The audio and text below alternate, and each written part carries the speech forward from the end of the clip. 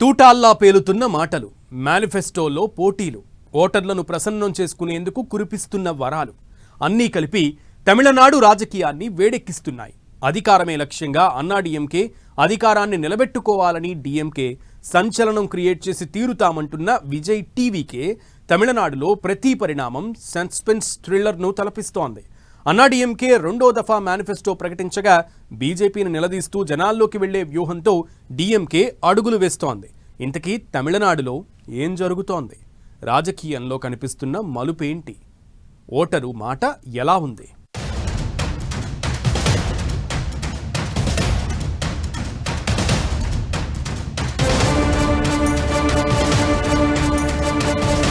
మాటల యుద్ధాలు, మేనిఫెస్టో ప్రకటనలు, విమర్శలు, వివాదాలు, అంతకు మించి వ్యూహాలు, హీట్ పుట్టిస్తున్న తమిళనాడు రాజకీయాలు.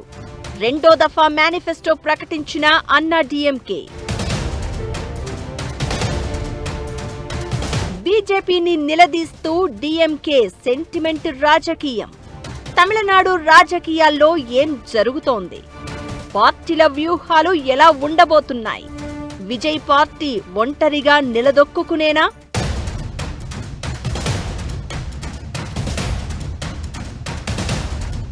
ఈ ఏడాది 5 రాష్ట్రాల్లో ఎన్నికలు జరగబోతున్నాయి.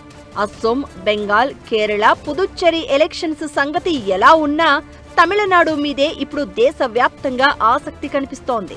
దక్షిణాదిలో పాగా వేయాలని ఎప్పటినుంచో వ్యూహాలు రచిస్తున్న బీజేపీ అరవ రాజకీయాల్లో సత్తా చాటాలని పక్కా ప్లాన్తో ముందుకు సాగుతోంది. అన్నాడీఎంకేతో పొత్తు పెట్టుకుని ఎన్నికల బరిలో దిగుతోంది. సెంటిమెంట్ రాజకీయాలకు కేరాఫ్ అనిపించే తమిళనాడులో అధికార మార్పిడి అనేది ఆనవాయితీగా వస్తోంది. మరో 3 నెలల్లో అక్కడ అసెంబ్లీ ఎన్నికలు జరగబోతున్నాయి. ఈసారి రికార్డులు బ్రేక్ చేయాలని, కొత్త చరిత్ర క్రియేట్ చేయాలని అధికార, విపక్ష పార్టీలు వ్యూహాలు రచిస్తున్నాయి. దీంతో తమిళ రాజకీయాల్లో ప్రతి సీన్ క్లైమాక్స్ లా కనిపిస్తోంది. అధికార, విపక్ష పార్టీల మధ్య పేలుతున్న మాటలకు తోడు మేనిఫెస్టో ప్రకటనలు రాజకీయాలను మరింత ఆసక్తికరంగా మార్చాయి.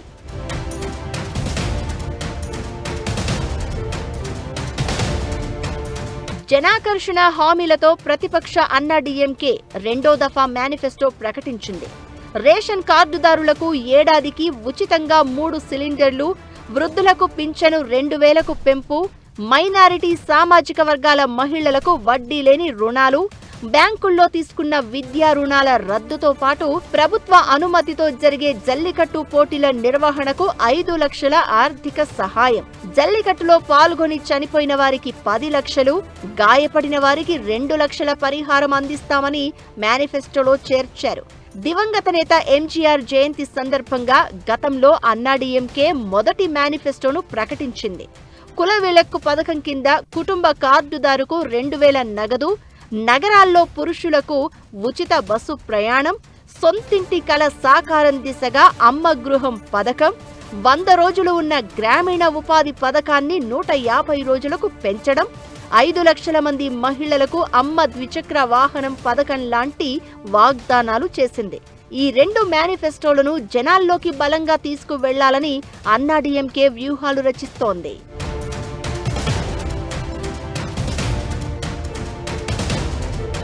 ఇకటు అధికార డీఎంకే కూడా మేనిఫెస్టోపై ఫోకస్ పెంచింది. జనాల ఆలోచనను ప్రతిబింబించేలా మేనిఫెస్టో ఉంటుందని ఆ పార్టీ నేతలు చెప్తున్నారు. డీఎంకే ఎన్నికల మేనిఫెస్టోను ప్రజా మేనిఫెస్టోగా రూపొందించడానికి కృషి చేస్తున్నామని చెప్పారు. దీంతో తమిళనాడు రాజకీయం ఒక్కసారిగా హీటెక్కింది. ఇకటు డీఎంకే మద్దతుతో రాజ్యసభ ఎంపీగా ఎన్నికైన కమల్ హాసన్ మొదటి స్పీచ్తో అదరగొట్టారు. సర్ విధానంపై ఈసీ, కేంద్రంపై తీవ్ర స్థాయిలో విరుచుకుపడ్డారు. జగన్నాథ రథ చక్రాలు వస్తున్నాయంటూ తెలుగు భాషతో స్పీచ్ మొదలుపెట్టిన కమల్ స్పెషల్ ఇంటెన్సివ్ రివిజన్ ఓటర్ల జాబితాను తీవ్రంగా విమర్శించారు. తమిళనాడులో దాదాపు 1 కోటి మంది ఓటర్లు తమ ఓటు హక్కును కోల్పోయే అవకాశం ఉందని, బతికినంత కాలం వాళ్లు చనిపోయే ఉంటారంటూ ఫైర్ అయ్యారు. ఇకటు ఇప్పటికే బీజేపీ టార్గెట్ గా ద్రవిడ సెంటిమెంట్ ను తెర మీదకు తీసుకువస్తూ స్టాలిన్ మాటల యుద్ధం మొదలుపెట్టారు. 2026 ఎన్నికలు ఆర్యులు, ద్రవిడుల మధ్య మరో యుద్ధంగా మారుతున్నాయని సంచలన వ్యాఖ్యలు చేశారు. సర్ త్రిభాషా విధానంపై తమిళనాడులో తీవ్ర వ్యతిరేకత వ్యక్తమవుతున్న వేళ బీజేపీ టార్గెట్ గా అధికార డీఎంకే మాటల యుద్ధాన్ని ముమ్మరం చేసింది. ఇకటు మోదీ కూడా స్వయంగా రంగంలోకి దిగి డీఎంకేని టార్గెట్ చేస్తున్నారు. దీంతో 3 నెలల ముందుగానే తమిళనాడు రాజకీయం భగ్గుమంటోంది. 234 స్థానాలు ఉన్న తమిళనాడు అసెంబ్లీలో ఈసారి ఎట్టి పరిస్థితుల్లోనూ అధికారం నిలబెట్టుకోవాలని డీఎంకే, అధికారంలోకి రావాలని బీజేపీ నిర్ణయించుకున్నాయి. ప్రస్తుతం జరుగుతున్న మాటల యుద్ధాలు, మేనిఫెస్టో ప్రకటనలు జస్ట్ టీజర్ మాత్రమే.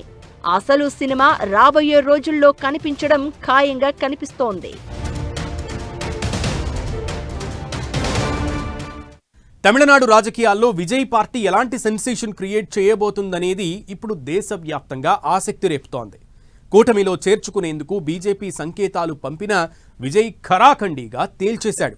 ఒంటరిగానే పోటీ చేయబోతున్నట్లు ప్రకటించారు. అసలు విజయ్కు అంత కాన్ఫిడెన్స్ ఎందుకు? ఆయన పార్టీ ప్రభావం ఎలా ఉండబోతోంది?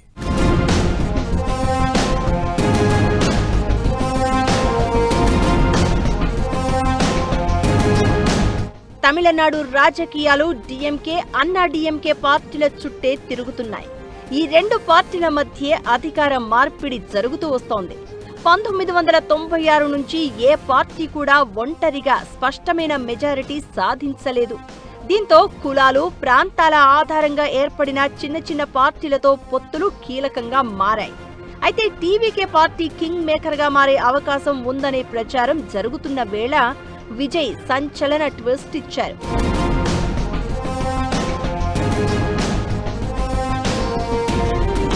ఒంటరిగానే పోటీ చేస్తామని అన్నారు. దీంతో తమిళనాట ట్రయాంగిల్ ఫైట్ ఖాయంగా కనిపిస్తోంది.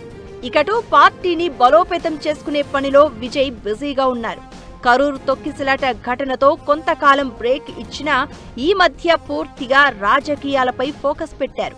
వరుస సమావేశాలు, సభలతో పార్టీ శ్రేణులను ఉత్సాహపరుస్తున్నారు. అయితే విజయ్ ఒంటరిగా వెళితే తమిళనాడు రాజకీయాలను శాసించగలరా? అతని ప్రభావం ఎంత మేర ఉండబోతోందనే దానిపై కొంతకాలంగా చర్చ జరుగుతూనే ఉంది. పలు సర్వేలు కూడా విజయ్ ప్రభావం గట్టిగానే ఉంటుందని అంచనా వేశాయి. దీంతో ఒంటరిగా పోటీ చేసేందుకు ఆయన డిసైడ్ అయ్యారు.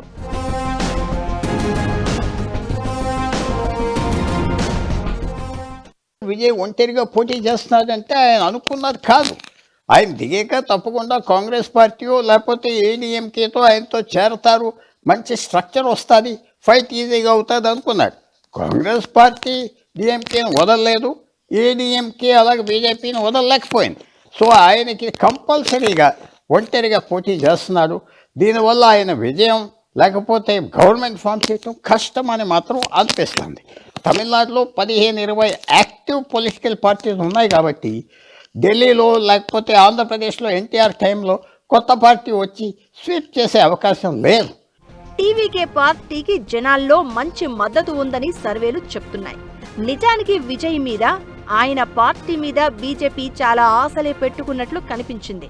అలాంటిది ఆయన ఒంటరి పోరుకే మొగ్గు చూపారు.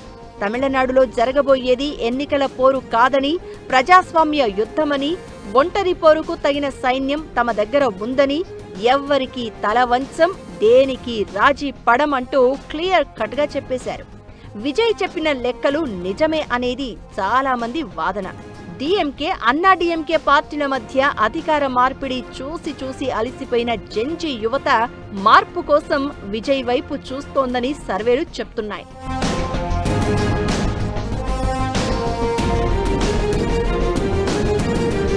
తమిళనాడులో 27 ఏళ్లలోపు వయసున్న ఓటర్లు 1 కోటి మందికి పైగా ఉన్నారు. మొత్తం ఓటర్లలో వారిది దాదాపు 20% వాటా. వీరిలో మెజారిటీ ఓటర్లు విజయ్ వైపు ఉన్నారని మరో అంచనా. ఇకటు డిఎంకే, అన్నా డిఎంకే వ్యతిరేక ఓట్లను విజయ్ పార్టీ భారీగా చీల్చే అవకాశం ఉంది. అభిమానుల్లో, యువతలో ఉన్న ఫాలోయింగ్ టీవీకేకు ప్లస్ పాయింట్. అయితే పార్టీ క్షేత్రస్థాయిలో ఇంకా పటిష్టం కావాల్సి ఉంది. ఒంటరిగా పోటీ చేయాలనే విజయ్ నిర్ణయం డిఎంకేకు, అన్నా డిఎంకేకు తలనొప్పిగా మారింది అనడంలో ఎలాంటి అనుమానం లేదు. దీంతో విజయ్ తమిళ రాజకీయాలను ఎలా మలుపు తిప్పబోతున్నాడా అని అంతా ఎదురు చూస్తున్నారు.